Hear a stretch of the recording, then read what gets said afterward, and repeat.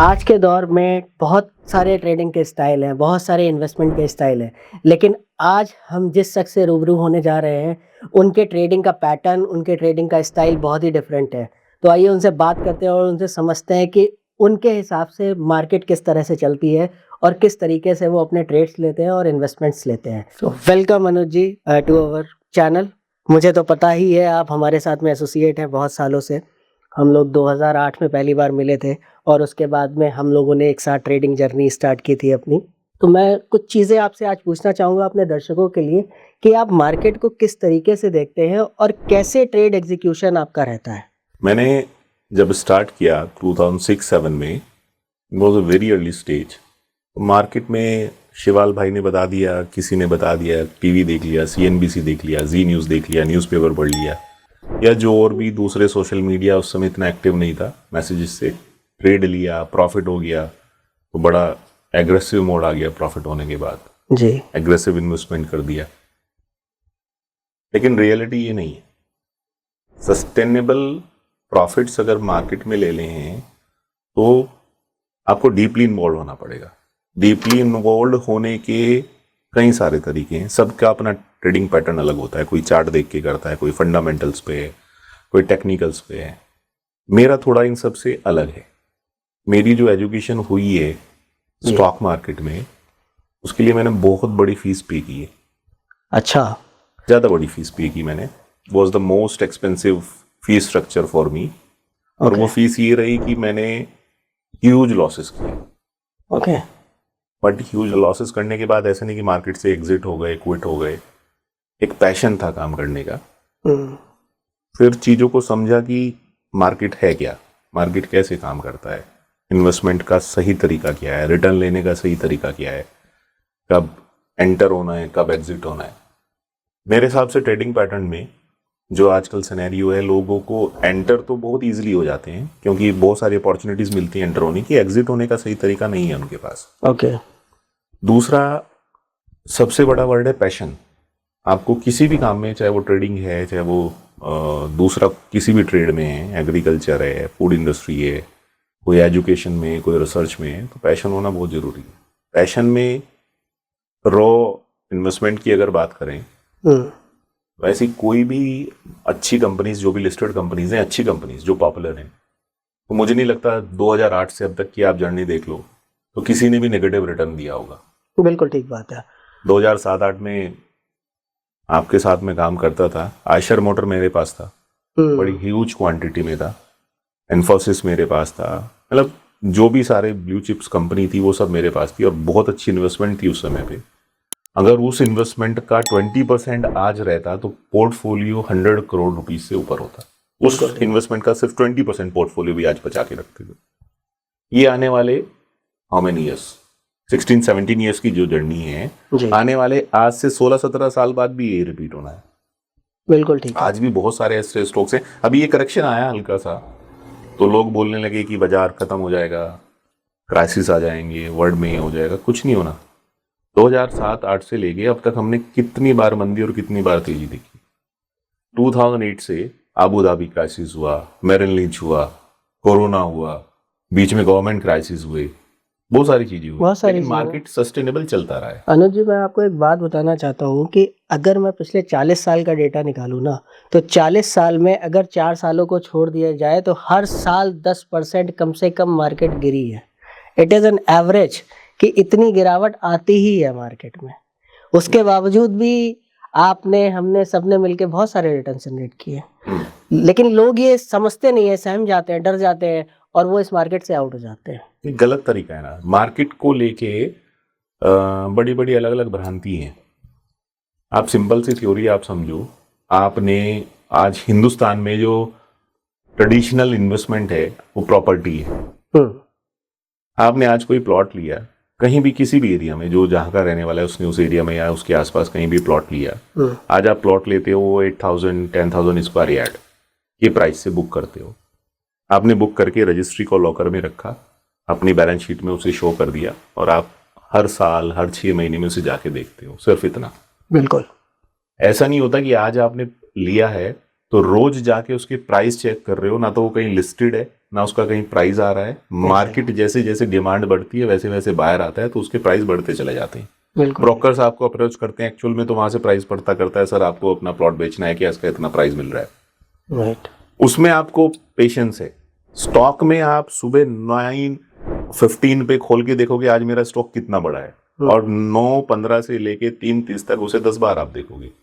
जब आपने कॉन्फिडेंस के साथ रिसर्च करके प्रॉपर इन्वेस्टमेंट किया है तो रोज उसे देखने की जरूरत ही नहीं है। स्टॉक कहीं भी जाए, आपने वैल्यूएशन 100 रुपीज की किसी स्टॉक में क्रिएट कर दी है, आपको लग रहा है बेस्ट बाइंग है, आप उसे रखो 100 रुपीज को।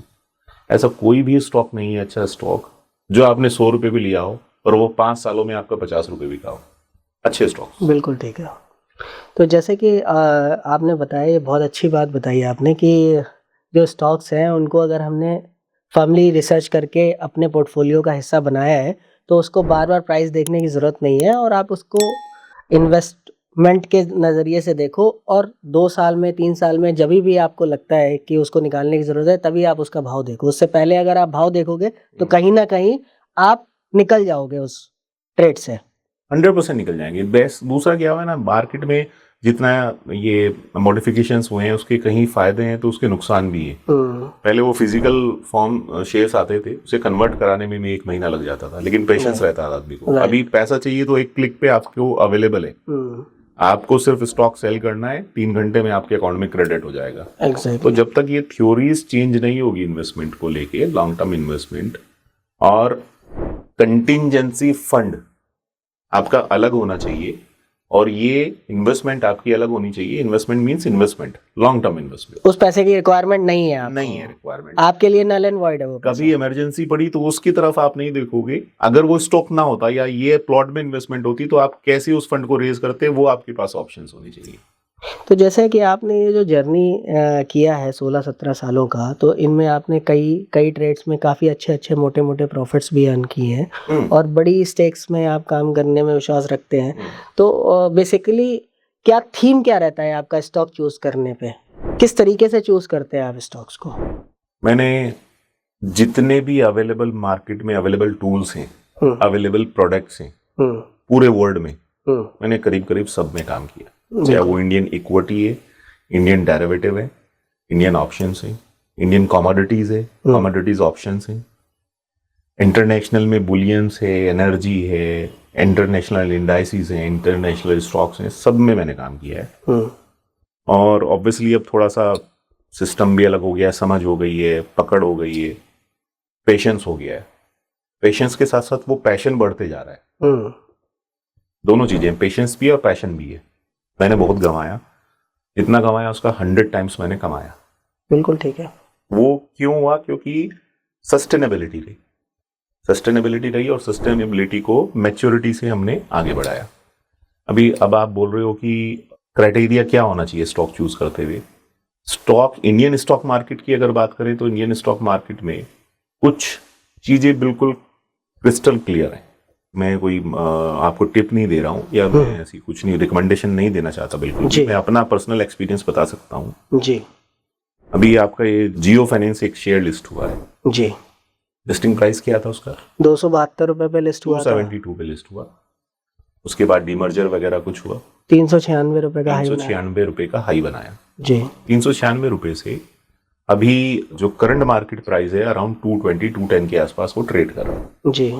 जियो फाइनेंस का स्ट्रक्चर अगर आप देखोगे, उसका बिजनेस आप देखोगे, और रिलायंस की कोर मैनेजमेंट का जियो फाइनेंस को लेके विजन देखोगे, तो सारी चीजें आपको क्लियर हो जाएंगी। राइट। जियो फाइनेंस का अभी जो प्राइस है ये आपको 10 टाइम्स रिटर्न दे सकता है इन फ्यूचर। इंडिया में सेफ एंड सिक्योर प्रोडक्ट्स जो हैं, वो जो सरकारी जो स्कीम्स होती हैं उसमें 10 साल में, आज के समय में ऐसा लगता है 10 साल में पैसा दुगना होता है। अगर कोई स्टॉक आपको 10 साल में 10 गुना करके दे रहा है, बहुत अच्छी वैल्यूएशन का, जिसकी क्रेडिबिलिटी है मार्केट में, उसका नाम ही रिलायंस है। बिल्कुल। कभी किसी को लॉस दिया नहीं आज तक, तो इससे अच्छा और क्या होगा। लेकिन आपके पास वो हॉरिजन, वो विजन होना चाहिए कि मुझे 10 ईयर्स रखना है। बहुत सही, अच्छा आंसर दिया आपने। अभी इसमें भी लोग बोलते हैं कि कुछ लोग थे जिन्होंने लिस्टिंग पे उसे इन्वेस्टमेंट कर दिया, 272 पे से उन्होंने इन्वेस्ट किया और उन्हें लग रहा है कि अभी बहुत नीचे आ गया। नीचे नहीं आया, अभी आप उसे एवरेज आउट कर सकते हो। या उसकी कैपेसिटी नहीं है, उसके पास जो फंड था उसने उसमें लगा दिया, तो वो वेट करे।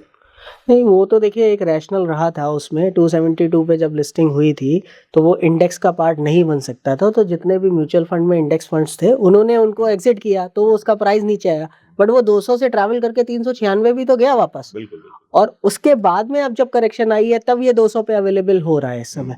तो बहुत अच्छे से आपने बताया कि आप जब भी कोई स्टॉक चूज़ करते हैं, तो उसमें आप ब्रांड देखते हैं, दूसरी चीज़ देखते हैं उसके फंडामेंटल्स कैसे हैं और उसकी लॉन्ग टर्म अप्रोच क्या होने वाली है बिज़नेस के पॉइंट ऑफ व्यू से, तब आप स्टॉक सेलेक्ट करके अपने प्रोडक्ट का हिस्सा बनाते हैं, अपने आजकल पोर्टफोलियो का मार्केट हिस्सा में बहुत बनाते हैं। सारी जितनी भी एप्लीकेशंस हैं वो इतनी मॉडिफाइड हैं, जितने भी ट्रेडिंग प्लेटफॉर्म हैं उसी के ऊपर आप पर्सनल रिसर्च करोगे तो सारी चीजें अवेलेबल हैं। Exactly, चाहे उसकी exactly. बैलेंस शीट है, उसके फीचर पर्सपेक्ट्स हैं, उसके कॉम्पिटिटर्स हैं, पिछला उसका डेटा क्या है, अगला डेटा क्या होने वाला है, क्या उसके पास ऑर्डर्स हैं, everything is available at that app. तो अच्छे स्टॉक्स चुन के अगर लॉन्ग टर्म इन्वेस्टमेंट करोगे, और दूसरा तो अगर किसी को कुछ नहीं पता है स्टॉक मार्केट का, तो सिंपल एसआईपी करेगा।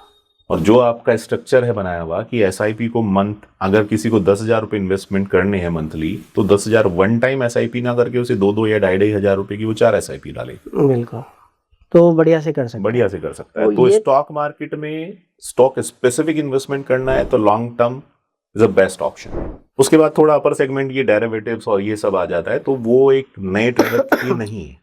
उसके लिए बहुत आपको एक्सपर्टाइजी, बहुत रिसर्च, बहुत मार्केट के साथ synchronisation, even not with Indian market, पूरे वर्ल्ड के साथ आपको सिंक्रोनाइजेशन चाहिए, तब जाके उसमें पैसा बन सकता है। ओके, एक मैं जाते जाते आपसे एक क्वेश्चन पूछना चाहता हूँ बाय द क्यूरियोसिटी, क्योंकि मैंने कई बार आपको देखा है कि you are very strong in screen reading, कि आप वहाँ से जज करते हैं कि वो स्टॉक बढ़ेगा या घटेगा, उसके प्राइस स्क्रीन रीड करके। तो क्या ये जो आपने स्क्रीन रीडिंग का जो पैशन या फिर आप कह लो कि गुण आपने अपने अंदर प्रोड्यूस किया है, तो ये क्या टैप रीडिंग को बिलोंग करता है जो यूएस में हुआ करती थी, या फिर ये आपने वहाँ से नहीं लिया है, अपने आप ही ये सारी चीज़ें बनाई देखो, हैं? मुझे पता भी नहीं टैप रीडिंग क्या होता है, ओके, और ना ये मुझे किसी ने सिखाया, ना मेरी पूरी एजुकेशन में कहीं मेरे काम आया, बिल्कुल, ना इसके लिए मैंने कोई कोर्स किया। मेरे अंदर एक पैशन था, पैशन ये था कि मुझे उसमें बहुत बड़े लॉसेस हुए तो कवर तो मुझे यहीं से ही करने हैं। ओके, हाँ, जब एक चीज को आप टारगेट बना के चलोगे, वो मैं आपको एक्सप्लेन नहीं कर पाऊंगा कि क्या क्या फंडाज होते हैं, क्या क्या, जो जितने सब ब्लॉगर्स और ये टीवी पे बैठने वाले हैं सबके अलग अलग अपनी थ्योरी है। आपको सबको सुनना है, आपको न्यूज़पेपर भी पढ़ना है, आपको मैगजीन्स भी पढ़नी है, आपको वर्ल्ड की न्यूज़ भी देखनी है, सारी एप्स पे आपको कनेक्ट रहना है, आप जैसे बड़े ब्रोकर के साथ भी कनेक्ट रहना है, आपके पास भी अपडेट होती है। तो स्क्रीन रीडिंग एक पैशन है, सबका स्क्रीन को रीड करने का अलग अलग फंडा है। मैंने स्क्रीन को कैसे रीड किया और मुझे उसमें सक्सेस मिली, तो वो मेरा एक अपना फंडा है। मैं, अगर आप मुझे पूछो कि क्या रीड करना चाहिए, तो वो मैं एक्सप्लेन नहीं कर पाऊंगा। हो सकता है जो मैं रीड कर रहा हूँ वही सेम दूसरा रीड करे तो उसके लिए गलत हो जाए। ओके, मतलब इसका कहने का मतलब ये है कि जैसे-जैसे आपने टाइम स्पेंड किया उसके साथ में, वो गट्स आपके अंदर आ गए और वो आप एक्सप्लेन नहीं कर सकते। सिंपल सी थ्योरी है, किसी भी चीज को आप टाइम दोगे ना तो वो स्ट्रांग बननी ही बननी है। बिल्कुल आप पत्थर को, सिर्फ एक रॉ पत्थर कहीं से रॉक लेके आओ, उसे हाथ घुमाना शुरू कर दो तो वो भी शेप ले लेगा। बिल्कुल ठीक बात है, वेल सेड, बहुत अच्छे से आपने एक्सप्लेन किया। थैंक यू सो मच अनुज जी, और हम चाहेंगे कि इसी तरीके के वीडियोस हम आपके साथ में लाते बिल्कुल, रहें और हमें मौका देते रहिए, स्टूडियो में आते रहिए। Thank you so much for coming, और आई होप आपको बहुत अच्छी नॉलेज, जानकारियाँ मिली होंगी।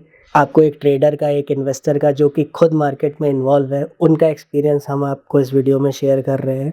I hope you like this video, और हम इस तरीके की वीडियोस एवरी वेडनेसडे और सैटरडे को यूट्यूब पे अपलोड करते हैं। इसके अलावा हमारे सारे सोशल मीडिया प्लेटफॉर्म्स पे भी ये वीडियोस अपलोड होती हैं, तो please do like, share and subscribe. आज के लिए बस इतना ही। Till then, invest wise, watch it rise. Thank you for watching.